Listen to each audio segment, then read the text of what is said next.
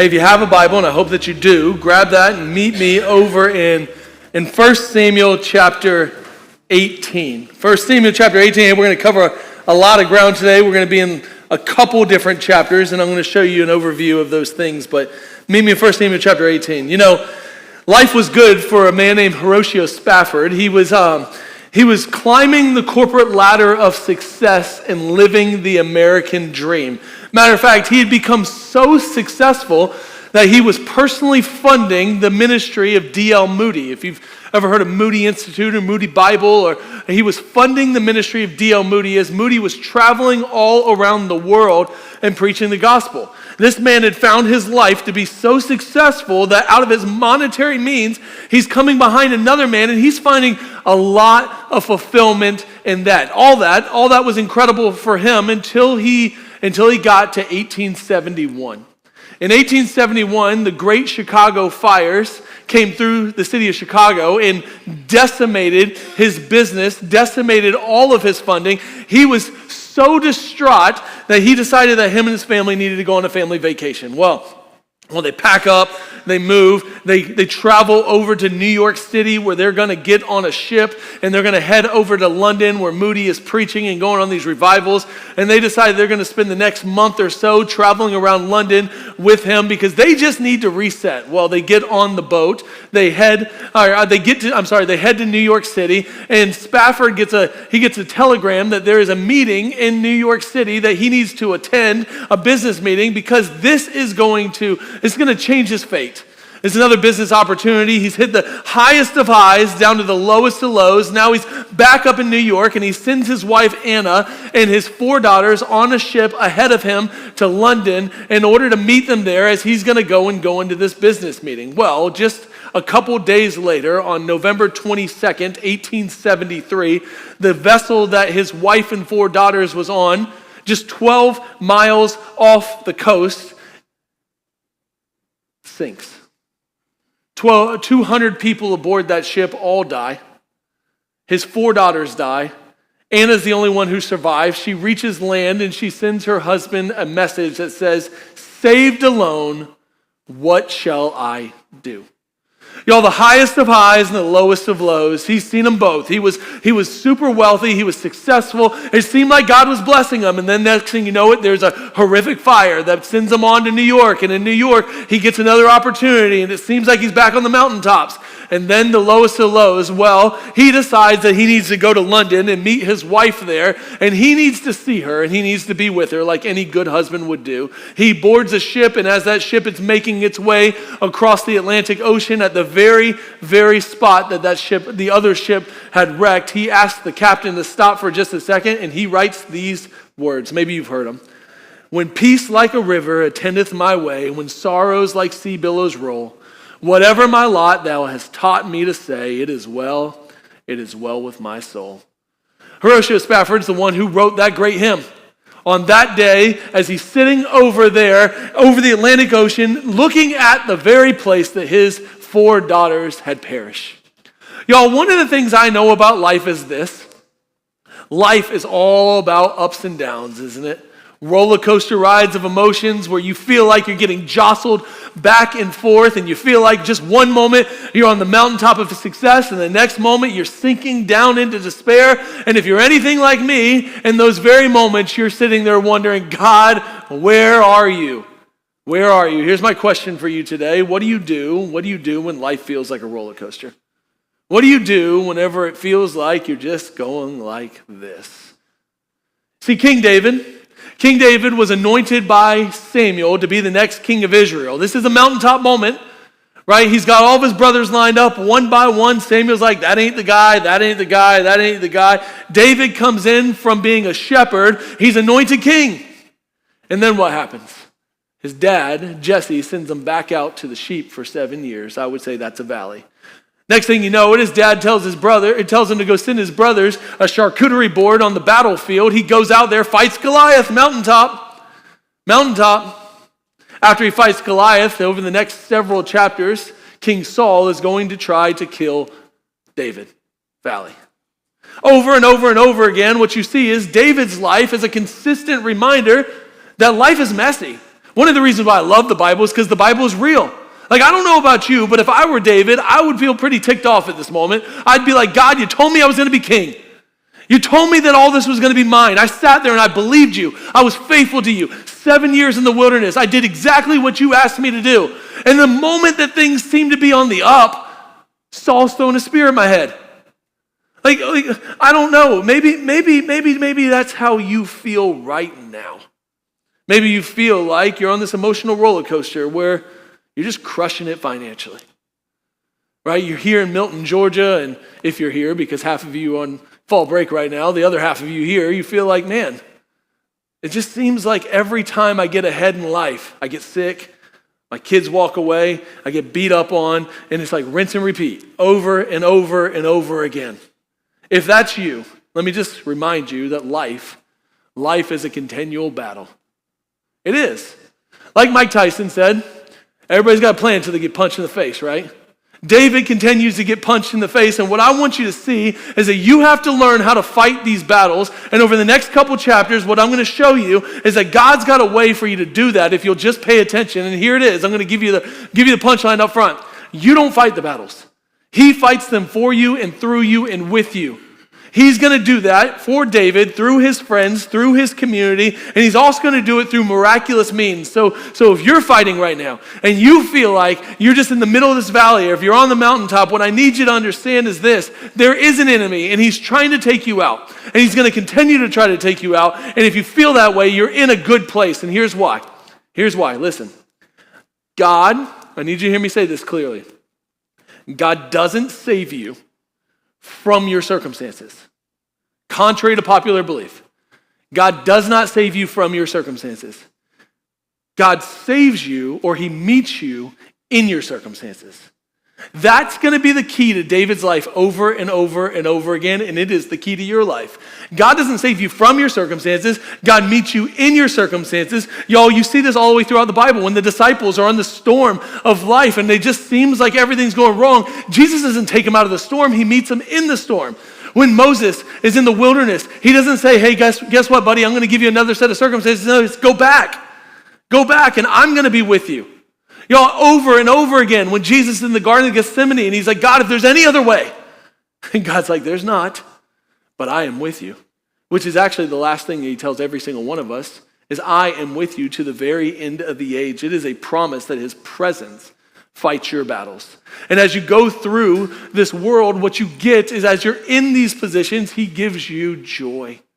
Y'all, when you walk with Jesus, you don't get different circumstances, you get more of him. Which, as you do that, listen, this is so important. Where the Spirit of the Lord is, there's freedom. Freedom and joy happens in the circumstances. Not when he takes them out of you, not when he takes you out of it. Here's the story. David just defeated Goliath. The people are loving him. Like he's the national hero. Jonathan, who's Saul's son, he loves David. Michal, who's Saul's daughter, is going to fall in love with David. The nation of Israel loves David. Everybody loves David. Everybody but Saul.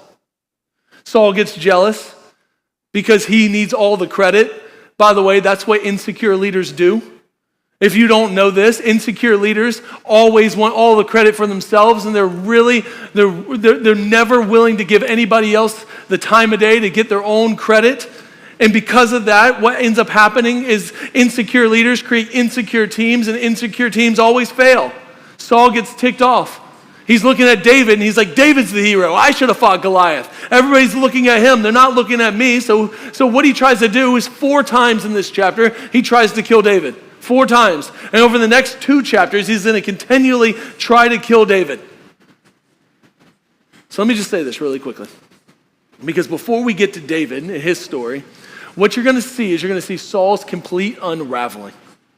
He's going to go from sane to insane. He's going to be unhinged over and over and over again. And the reason why this happens is because his downfall is that he walked away from the Lord.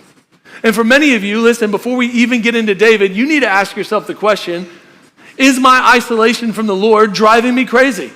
Are there moments in my life that I need to stop looking outside of myself and start looking at the war that's going on within me? Because here's what I'm going to tell you. Over the last 20 years of doing this, what I find that most people's problems are not out there. Most people's problems are right inside of here. Matter of fact, I tell you this all the time at church. The greatest issues of the church are not out there. The greatest issues of the church are right inside of here. The greatest problems in life tend to be our own mess as we walk away from the Lord and isolate ourselves. Listen what it says in James chapter 4. James chapter 4, what causes quarrels and what causes fights among you? Is it not this, that your passions are at war within you? This was Saul's problem. This is most of our problem. James is like, hey, why do you think you guys keep fighting? You think it's because something's going on out there? You think it's culture? You think somebody harmed you? You think somebody hurt? No, you're the problem. You're the problem. There's a war going on within you. And if you don't fight that war going on within you, you're not ever going to win this battle. So you have David. David's enemies are outside of him. Saul's enemies are within him. Saul, the source of his own downfall, the root cause of that was the fact that he abandoned the Lord. And there is a warning here for all of us. If you walk away from the Lord, if you try to live your life apart from the Lord, you will be destroyed from the inside out. Because the Lord will withdraw his hand from you. All right, so with that in mind, let's walk through this story, and I want to show you David. Because I need you to imagine being David for a moment. Imagine wrestling with this tension of following the Lord and nothing seems to be going right. Again, have you ever been there? Have you ever been that kind of person that thinks, man, God, I've been faithful to you. I've walked with you. I've done all the things. It seems like, God, I'm praying, I'm fasting, I'm giving, I'm serving, I'm trying to be humble, and nothing seems to be going right. If that's you, I need you to know this is exactly how David would have felt. And I'm telling you, there is a reason that this is happening, because God is trying to draw David closer to himself. He's trying to meet him in the storms. Look at what it says in verse 1 of chapter 18. As soon as he, David, had finished speaking, this is right after Goliath, as soon as he had finished speaking to Saul, the soul of Jonathan was knit to the soul of David. And Jonathan loved him as his own soul. Y'all, get the irony of this. David just killed Goliath. He's the hero of the story. Saul is about to get so jealous of David that he's going to try to kill him. And Jonathan, who's his own son, loves David. Loves him. By the way, I need to address this really quickly. And I hate that I even have to address this, but it's the culture that we live in today. This passage right here has become one of the most popular passages that the homosexual community uses to justify homosexuality in the Bible. They will say, you see, Jonathan and David had a romantic relationship with one another, that they loved one another. They made a covenant together. And they will say, just go and read this. There are multiple reasons why this is theologically inaccurate. And I'm going to show you that in just a second. But let me just say this really quickly. For many of us, the reason that culture goes right to here is because most of us are so impoverished of same-sex relationships and friendships that we can't even fathom two guys that can actually be in a healthy friendship together and love one another. Y'all, I have a best friend, okay? And my best friend, he lives in Utah, and he is closer to me than a brother. And I'm just going to tell you, his name's Will, and I love him. Like, I talk to Will every single day on the phone, every day. My wife will tell you I talk to him more than I talk to my own family. I know everything about him. He knows everything about me. We actually parent each other's kids. We call each other's kids they call us aunt and uncle. During COVID, we went and spent months out there in Utah with them. They come to visit us. They were here on our launch Sunday. Y'all, they care deeply about us. We travel together. We hold one another accountable. When me and Allison and our marriage is going really well, he knows it, and they celebrate it. When it's going really poorly, he knows it, and he holds me accountable. I'm telling you, that is healthy. And some of you men need to get past your platitudes. I know, we watch the Instagram reels where you're on the golf course for 4 hours and you come home, your wife's like, what'd you guys talk about? And you're like, nothing. And every man in the room's like, yeah, that makes sense. And your wife is like, how in the world could you be together for 4 hours and you don't even know his wife's name or what he does for work? Look, y'all, it might sound outrageously funny that that's true of men, but it's actually quite pathetic and sad. We need to go a little deeper with our lives and be a little more transparent with who we are. That's healthy. God has ordained that for your life, and you need that in your life. Men, you need men who know you that can hold you accountable. By the way, women, you need that too. But what you don't need, especially if you're married, you do not need friendships with people of the opposite sex, okay? That's reserved for your spouse. So if you're like, hey, my best friend's a woman and you're a man and you're married, that's a problem. However, let me just say this really quickly. Biblically speaking, the idea here, theologically, could not be further from the truth for two reasons. Number one, the Bible is against homosexuality, full stop. There is no exceptions. It's clear throughout, and the Bible never contradicts itself. The other one is when you look at the word in Hebrew for love, to love in a romantic way in the Hebrew language was actually quite different. It meant to know. Let me give you an example. Adam knew his wife. That's how you know that you know what I'm saying, that was going to a different level. They knew one another. That's not at all the word that's being used here. So all I need to do is let you see this really quickly, that David and Jonathan had a significant friendship, and they truly loved one another, but it was not romantic love at all. Verse 2, and Saul took him that day and would not let him return to his father's house. Then Jonathan made a covenant with David because he loved him as his own soul. Let's talk about covenants really quickly. In every single covenant, there are three parties. And you're like, three? What do you mean? There's Jonathan, there's David, and there's God. Every covenant's that way. When you get married and you're on that altar, there's three people. You, your spouse, and God.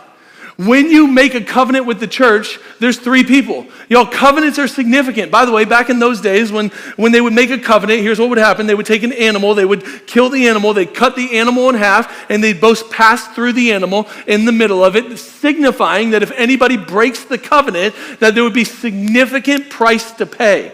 We see this, if you remember back in the Old Testament, the book of Genesis, God made a covenant with Abraham. He put him to sleep, killed an animal, split it in half, but God walked through it because God's covenants are actually quite different. God tells you, listen, I will take the covenant curse so that you can have the covenant blessing. This is exactly what happens in the gospel. Jesus Christ himself would become the ultimate Lamb of God being sacrificed. He would walk through that so that you can enjoy all the blessings of the covenant and none of the curses. Here's what you need to know about covenants. They're serious business. And when you make them, you need to keep them. And no matter what, there is no out of those. In your marriage and in your church and in the covenants that you make between God and the other person, God takes those things seriously. Jonathan and David did as well.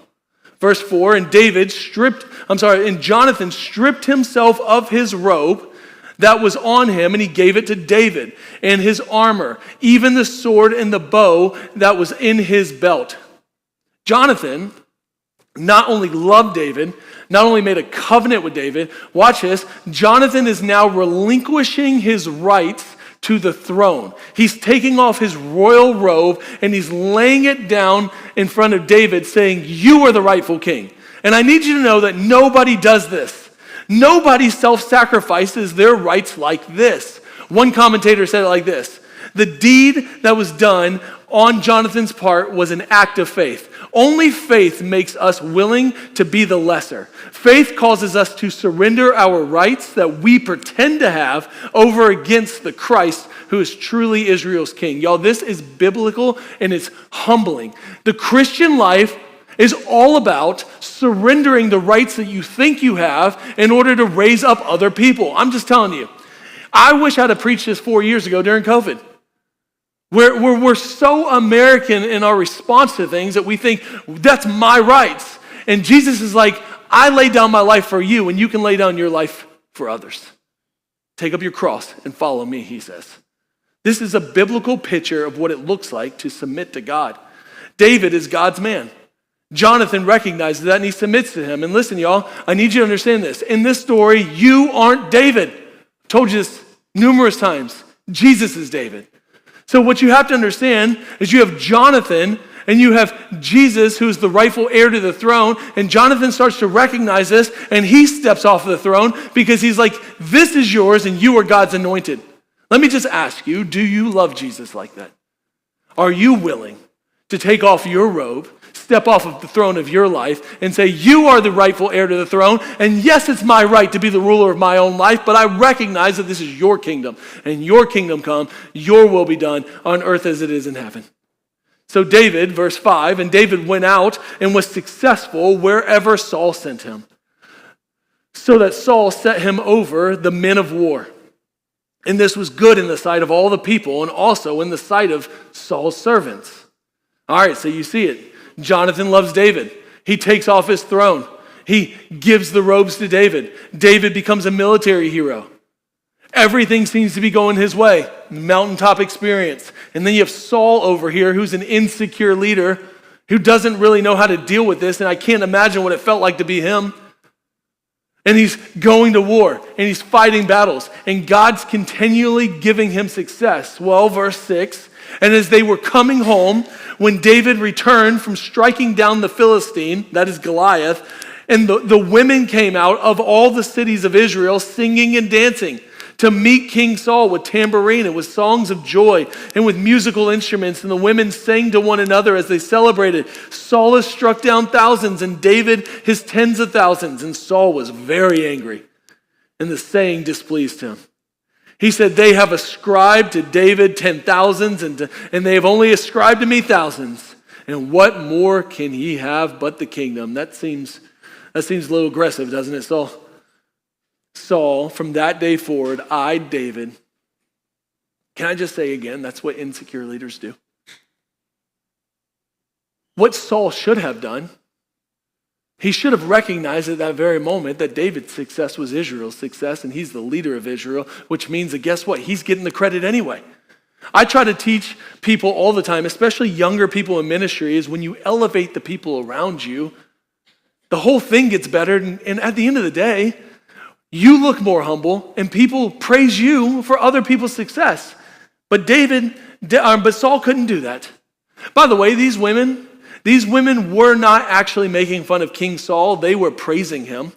You see, in Hebrew literature, especially in poetry and in song, you would have two stanzas going together, and the first stanza would actually magnify the second stanza. So what they were doing, and if you go read the Proverbs, that's how you should read them. The first stanza magnifies the second, and then it shows you that actually both of those things are really important.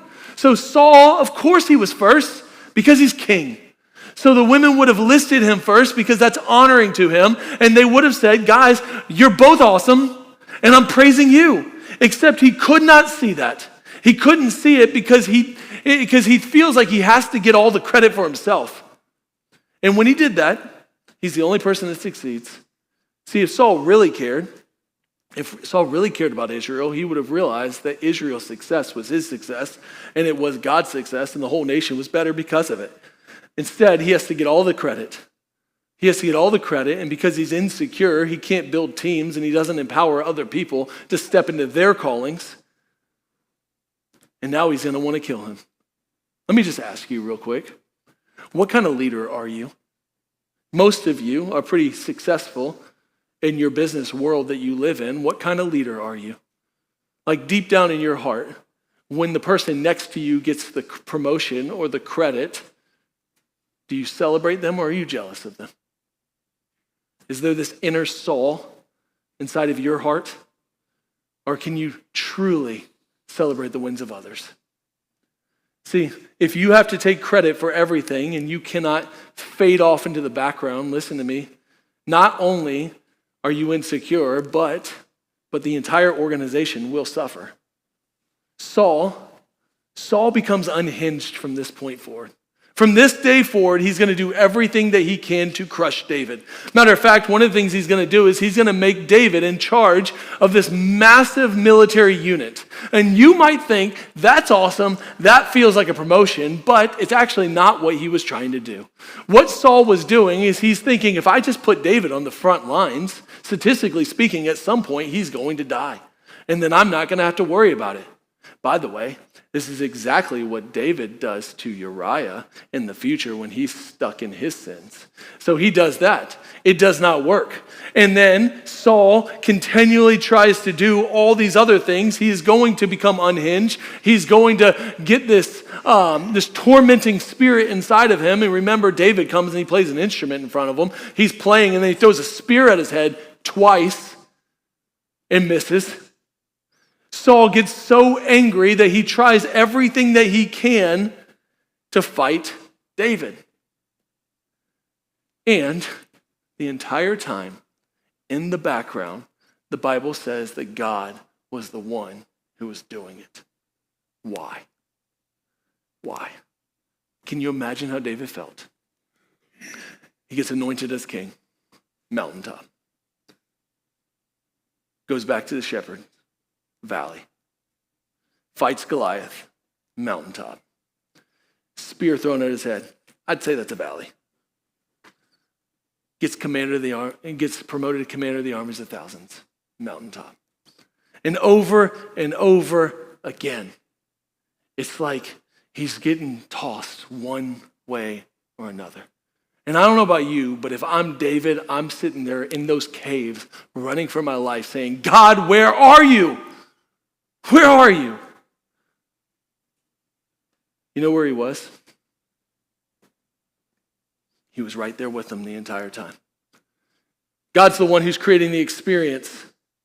God was the one who was with him when every single spear came to him. He's there in the diagnosis. He's there in the disappointments. He's there in the fights with your spouse. When you are sitting there just like David and you're like, God, where are you? He's like, I am there in every single opportunity. Is an opportunity for intimacy. Listen, write this down. The point of life is not you in a different set of circumstances. The point of life is you in relationship with Jesus. And God will do everything necessary to draw you closer to him, if you'll realize it. Look at verse 12. Saul was afraid of David because, why? Because the Lord was with him. And he had departed from Saul. God was with David. And some of you all look at your life and here's what you think. How in the world could you say that God is with me? Like, have you seen my life? Sure have. I have. And what I know to be true is that God is with you. And the problem with most of us is that we don't see God in the moment. And because we don't see him in the moment, we think that his silence equals his absence. And that's just not true because, listen, I'm just going to tell you, God cares way more about who you are than what you do. And he is more committed to your sanctification than many of you are. And God will use any means necessary to get you to heaven. Any means. Because what he knows is that one day he's going to wipe away every tear from your eyes and death will be no more. Neither will there be mourning, nor crying, nor pain anymore. And whatever it takes in this temporary moment to do it, he will do it because God loves you that much. Y'all, Saul didn't walk with Jesus and God left him. David walked with Jesus and God never left him. I'm just telling you. The outside of David's life looked terrible. It looked like God was blessing Saul, didn't it? Saul, the king of Israel, huge military success, super rich, tall, good looking, big palace in Jerusalem. Everybody's like, man, that guy is blessed and highly favored. Everybody. All of society is looking at him saying, that's the man, David, the lowly shepherd boy who has nothing at all, tiny, doesn't look the part, never seems to get ahead of the game. And everybody's looking at him saying, God, why are you cursing him? Again, read the book of Job. From the outside looking in, that's what it looks like. All the evidence suggests that God's goodness and favor was towards Saul. But that's just not true. And I need you to understand it's not true of your life either. When you're in the valley, it's not his punishment. Oftentimes, it's his preparation. Four times in this chapter, the writer shows you that everybody loves David. Look at it, underline it, circle it, write it down. Verse 1, Jonathan loves David. Verse 16, all of Israel loves David. Verse 20, Michal, Saul's daughter, loves David. Verse 22, the servants of Saul love David. David's loved by God. He wants you to see that God loves him because Because over the next several chapters, he's going to be on the run for his life. So Saul gets this idea. He's like, I can't get rid of him. So what I'm going to do is I'm going to give him my daughter. And then I'm going to create a dowry, a bride's price for my daughter. Look at verse 25. And Saul said, thus shall you say to David, the king desires no bride price except 100 foreskins of the Philistines, that he may be avenged of the king's enemies. Kind of weird if you ask me. I'd be like, hey, can't we just go cook a pig and call it a day and we'll celebrate together? Why do you need 100 foreskins? Really, actually really important. Here's the thing, okay? The Israelites were all circumcised. The Philistines were not. So for Saul, this was his way of getting proof that he actually killed the enemy. And if you're like, I'm still confused and I need a little more information, Pastor Jim will be back at those tables at the end of this message, and he would love to go into deep detail on how this works. So Saul uses his daughter. This tells you the character of this man. He doesn't even care about his daughter. He's going to give his daughter away in marriage just to avenge his enemy. I mean, can you imagine? Can you imagine what this probably felt like? So David's like, I'm not going to go in and get you 100. I'm going to up the ante, and I'm going to get you 200 foreskins. Now imagine that Amazon delivery package being dropped off at your doorstep. And imagine being the guy. I don't know, this is how my wicked mind thinks. Imagine being the guy having to count them. 1, 2. Like, how nasty. That's just nasty, right? All right, so David, verse 28, when he sees Saul, but when Saul saw and knew that the Lord was with David, and that Michal, Saul's daughter, loved him, Saul was even more afraid of David. I told you this last week, fear's demonic.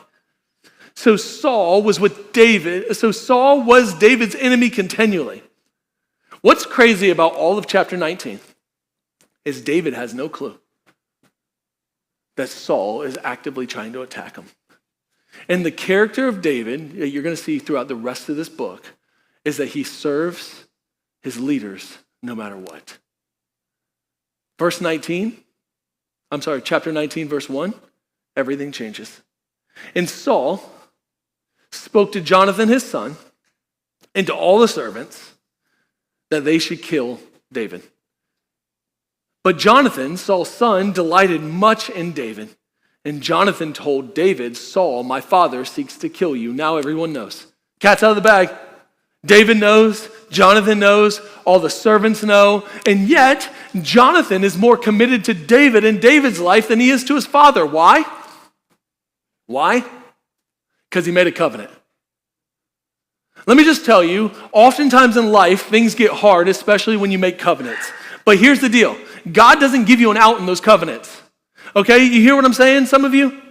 Some of you, as soon as things get hard in the church, you pack your bags and you go down the street to the next church because you're not really that committed to the covenant that you made. Here's where it really happens is in marriage, where 50% of marriages in America end in divorce because you forget that there's a third person in that covenant and God's more committed to your marriage than you are. And he's sitting there saying, we made a promise to one another and I didn't give you an out. And I need you to stick with it instead of having an exit strategy every time something gets hard. Like some of you need to start sticking it out.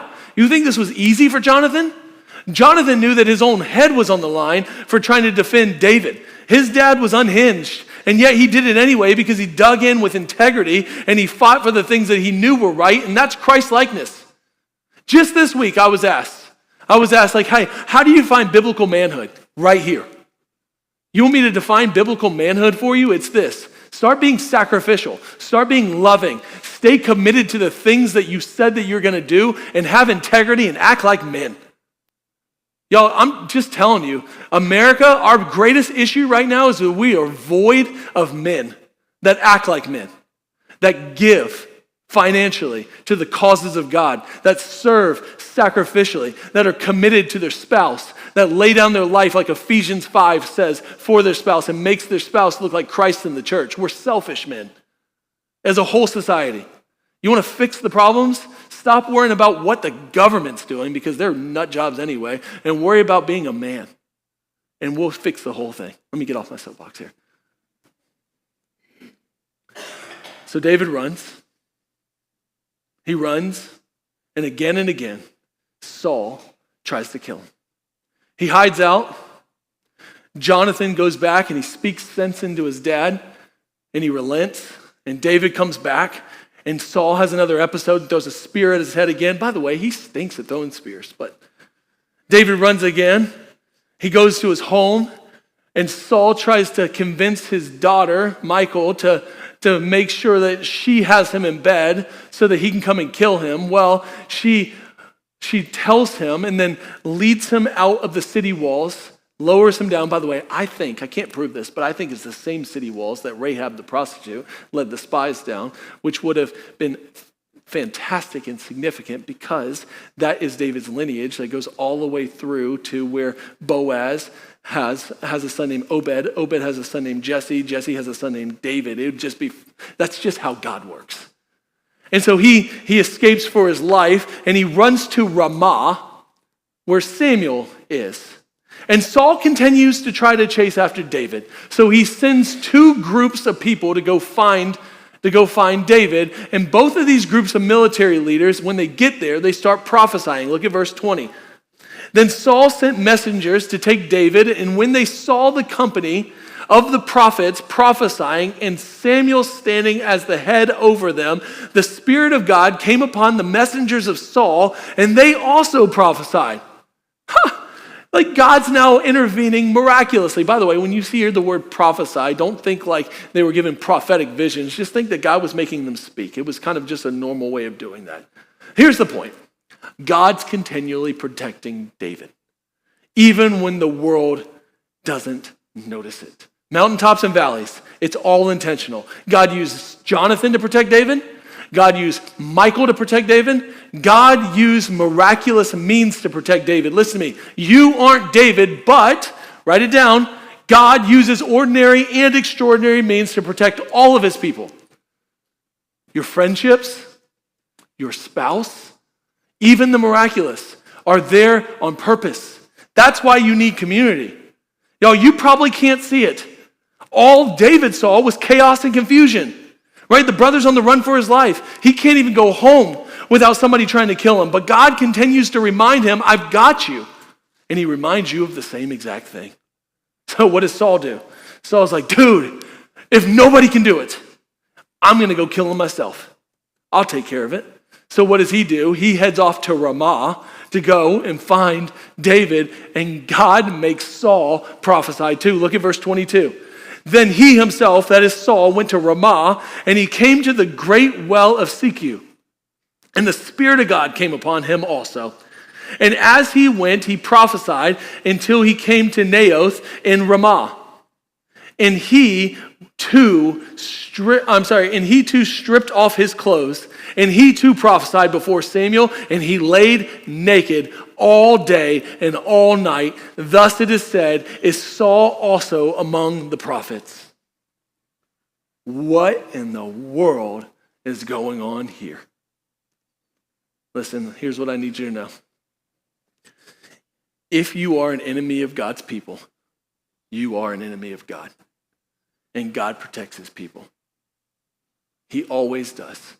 There is something going on here, though, that you need to understand.